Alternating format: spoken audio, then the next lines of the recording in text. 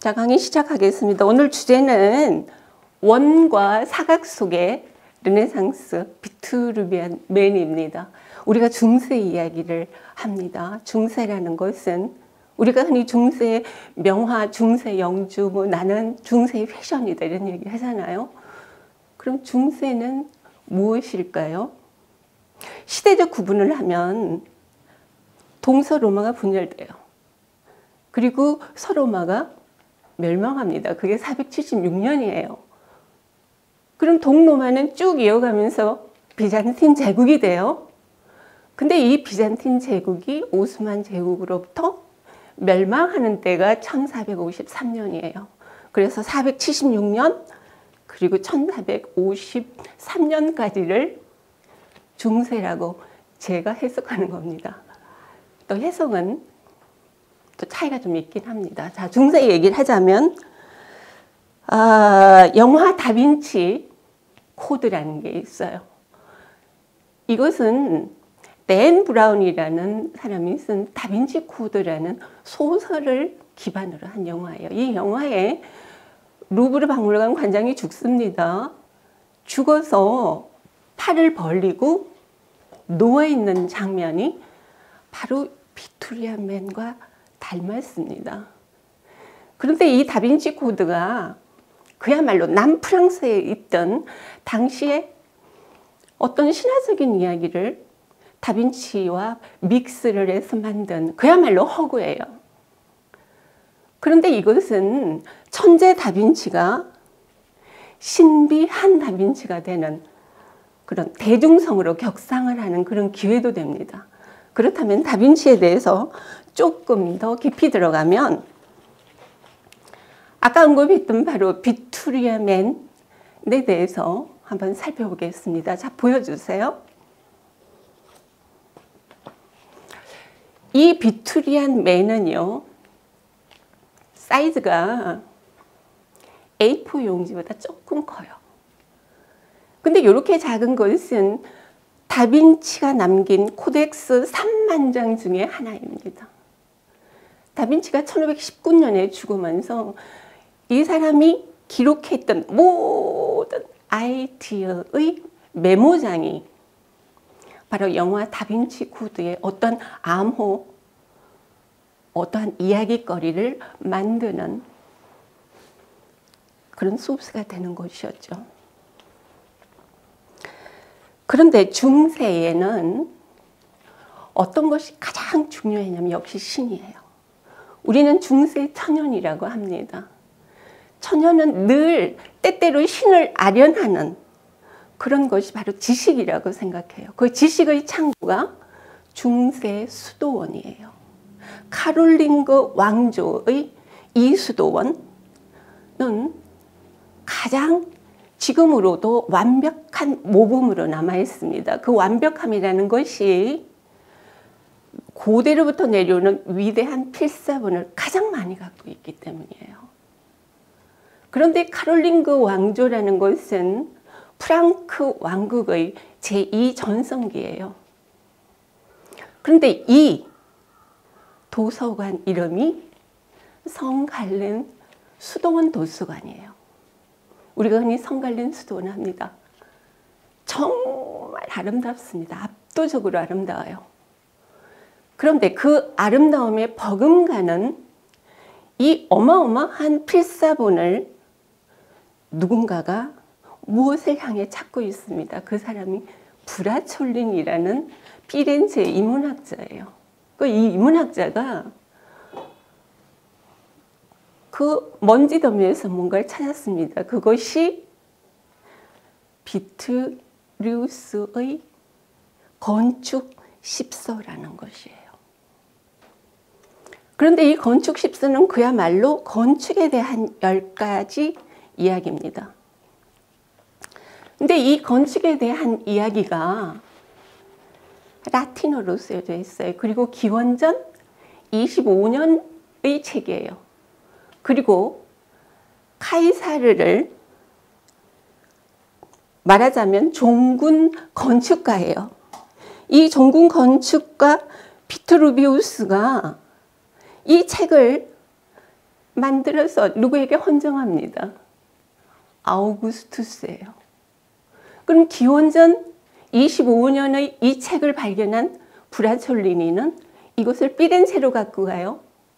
근데 인문서적을 잘 찾아서 이탈리아어로 번역을 하는 일은 사실은 인문에 가장 관심이 있었던 바로 메디치가입니다. 브라촐리니는 누구하고 굉장히 가까웠냐 하면 코지모예요. 코지모는 메디치가의 장남입니다. 이 사람으로부터 르네상스가 열립니다. 제가 설명하는 것까지가 르네상스에 접근하는 방법이에요. 근데 이 책이 메디치가의 궁전 서구에 있었어요. 그것을 레오나르도 다빈치가 봅니다. 그런데 그 책 내용 중에 사람이 양팔을 그리고 양발을 벌리고 서면 배꼽을 중심으로 해서 그 원 안에 네모와 세모의 인체 해석에 대한 이야기가 담겨 있어요. 그것을 다빈치가 말하자면 인체 해설 도판이라고 보면 됩니다. 우리가 흔히 인체 비례도라고 하는 이유가 그래서 그런 거예요. 이것을 도판을 그렸어요. 그리고 위아래로 나름의 해석을 붙여서 썼습니다. 당대의 건축가, 예술가 이런 사람들이 이것을 접하면서 말하자면 르네상스의 호기심을 갖고 있고 새로운 세상, 르네상스라는 것은 결국 신의 중심에서 인간의 중심으로 건네오는 것이잖아요. 그런데 그것에 예술과 과학을 유도하는 것이 르네상스입니다. 그래서 메인 텍스트가 되는 거예요. 그러니 다빈치는 비트루비안 맨이라는 것을 그리면서 고대의 비트루비우스가 해석한 것을 좀 더 정밀하게 자기 서술을 합니다. 자, 보여주세요.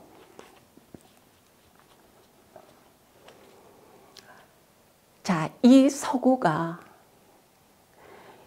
이 비트루비안 맨에서 위아래로 쓰여진 깨알 같은 글씨는요, 왼손잡이 다빈치가 오른쪽에서 왼쪽으로 썼습니다.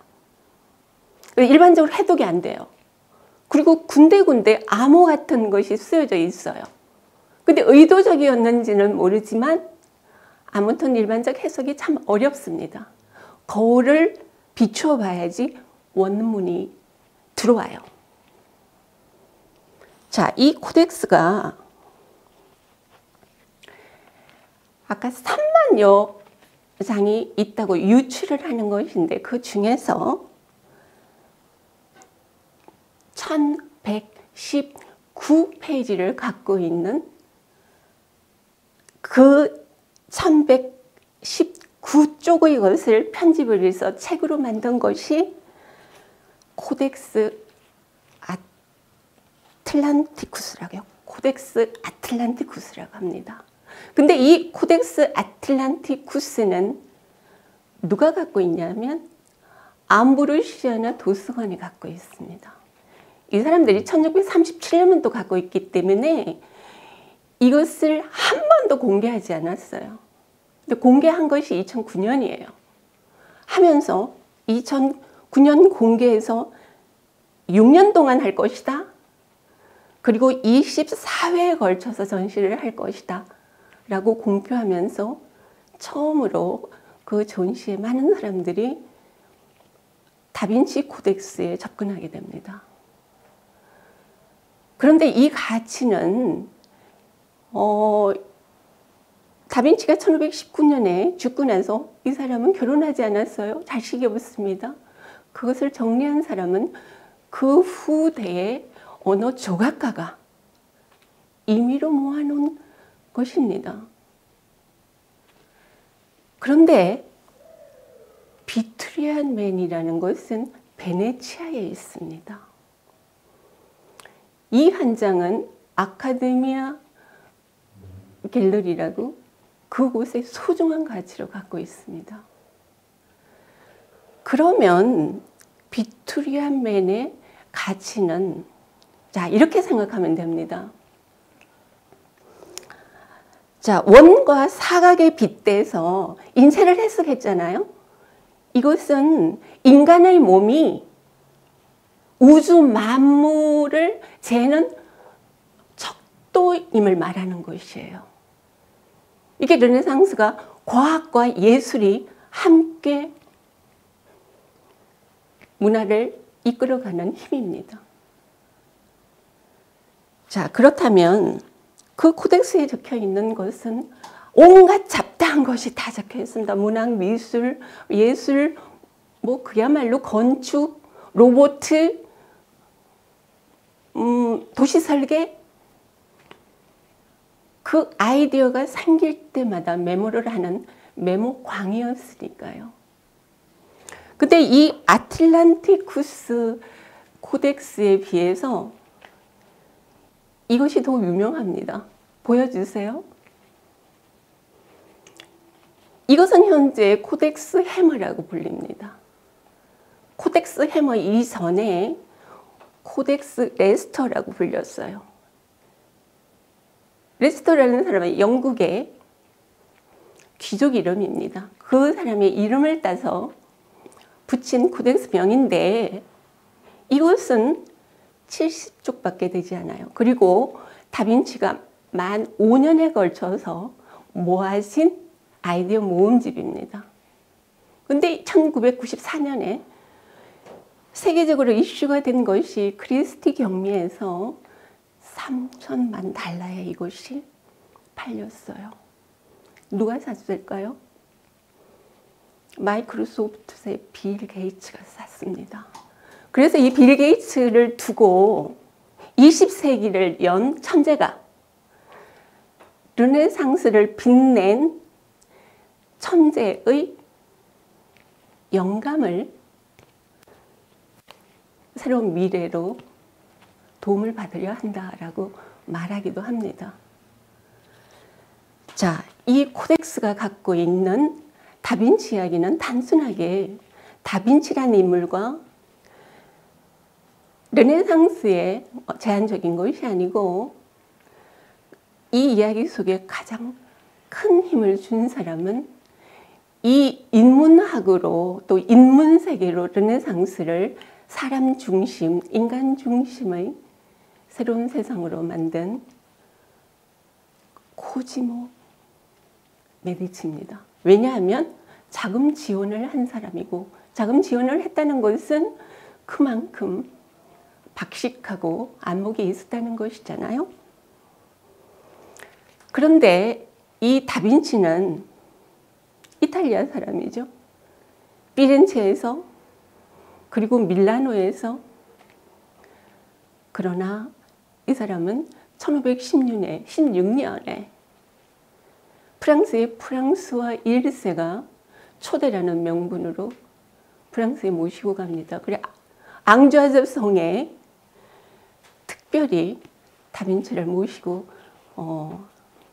살게 됩니다. 프랑스 르네상스는 사실 그렇게 열리는 것입니다. 그 다빈치가 1519년에 돌아가시죠. 근데 이분의 묘지가 바로 앙주아즈 성 옆에 굉장히 아름다운 성당이 있어요. 고딕 성당인데 조그맣고 예쁩니다. 생 위베르 성당이라고 그곳에 잠들어 있습니다. 지난해에도 이탈리아 대통령과 프랑스 대통령이 여기에 다빈치 500주기를 맞아서 함께 추모를 하는 그런 일이 생긴, 문화로 봐서 예술로 봐서 과학으로 봐서 시대로 봐서 가장 위대한 다빈치에 대한 추모입니다. 그런데 이 피렌체는 어떻게 해서 단순히 코지모 메디치 한 사람의 리더였을까요? 그게 아니라 비잔틴 제국이 멸망하죠. 1453년에 멸망하면서 당시에 콘스탄티노플에 굉장히 많은 위대한 학자들이 탈출을 합니다. 그 탈출을 하는 그 모든 사람들을 수용한 사람이 역시 코지모 메디치입니다. 그 메디치 정신이라고 하거나 또 르네상스라고 할 때 단순하게 야 르네상스는 메디치 가문이 사실을 만들고 발전시킨 거잖아 라는 단편적인 이해는 옳지 않다는 거죠. 그래서 누군가의 리더가 그 많은 학자들을 어떻게 움직이고 가장 멋지게 활용하느냐라는 것이 한 시대를 여는 것입니다. 우리가 막연히 알았던 르네상스 얘기라면 오늘 다빈치 코덱스로 훨씬 더 정밀하게 접근하는 시간이 되었으면 좋겠습니다. 다음 시간에 더 즐거운 얘기로 뵙겠습니다.